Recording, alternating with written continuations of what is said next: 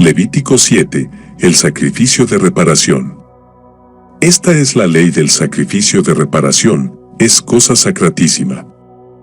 En el lugar donde inmolan el holocausto inmolarán la víctima de reparación, y su sangre se derramará sobre todos los lados del altar. Se ofrecerá todo el sebo de la víctima, el rabo y el sebo que cubre las entrañas.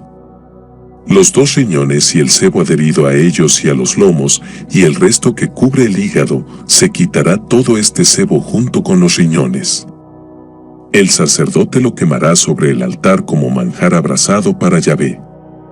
Es un sacrificio de reparación. Podrán comerlo todos los varones de entre los sacerdotes, se comerá en lugar sagrado. Es cosa sacratísima. El sacrificio por el pecado es como el sacrificio de reparación, tienen la misma ley. La víctima pertenece al sacerdote que hace la expiación con ella. El sacerdote que ofrece el holocausto de una persona se quedará con la piel de la víctima que le han ofrecido.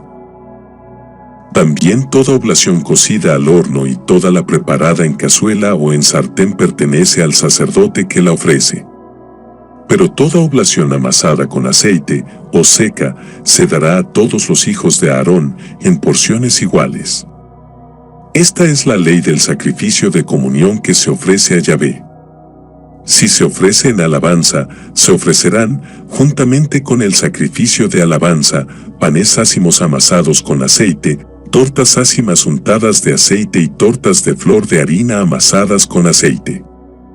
Se añadirá esta ofrenda a las tortas de pan fermentado y al sacrificio de comunión en alabanza.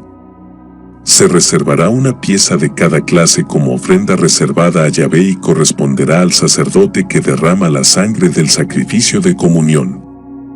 La carne del sacrificio de comunión en alabanza se comerá el mismo día de su ofrecimiento, sin dejar nada de ella para la mañana siguiente. Si se ofrece la víctima en cumplimiento de un voto o como ofrenda voluntaria, se comerá el mismo día en que ha sido ofrecida y lo que sobre deberá comerse al día siguiente. Pero el tercer día será quemado lo que quede de la carne de la víctima. Si se come la carne de un sacrificio de comunión al tercer día, no obtendrá favor el oferente del mismo, no se le tendrá en cuenta. Será abominación. Y quien coma de ella, cargará con su iniquidad. No podrá comerse la carne que haya tocado cualquier cosa impura, será consumida por el fuego. Toda persona pura podrá comer la carne.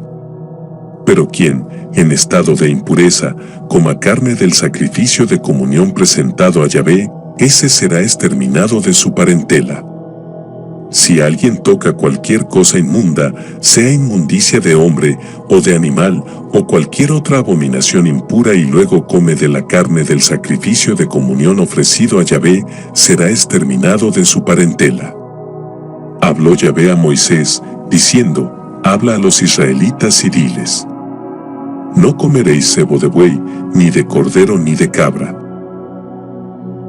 El sebo de animal muerto o destrozado podrá servir para cualquier uso, pero en modo alguno lo comeréis. Porque todo aquel que coma sebo de animal del que suele ofrecerse manjar abrasado a Yahvé, será exterminado de su parentela. Tampoco comeréis sangre, ni de ave ni de animal, en ninguno de los lugares en que habitaréis. Todo el que coma cualquier clase de sangre, ese será exterminado de su parentela. Yahvé habló a Moisés, diciendo: habla a los israelitas y diles, quien ofrezca a Yahvé un sacrificio de comunión, presente a Yahvé una porción de su sacrificio. Con sus propias manos llevará los manjares que se abrasarán para Yahvé, él mismo presentará el sebo y el pecho para mecerlo como ofrenda mecida ante Yahvé. El sacerdote quemará el sebo sobre el altar, el pecho será para Aarón y sus hijos. Daréis también al sacerdote, como ofrenda reservada, la pierna derecha de vuestros sacrificios de comunión. Esta pierna derecha pertenecerá a aquel de los hijos de Aarón que haya ofrecido la sangre y el sebo de los sacrificios de comunión. Pues yo sustraigo a los israelitas de sus sacrificios de comunión el pecho mecido y la pierna reservada para dárselos al sacerdote Aarón y a sus hijos por decreto perpetuo entre los israelitas.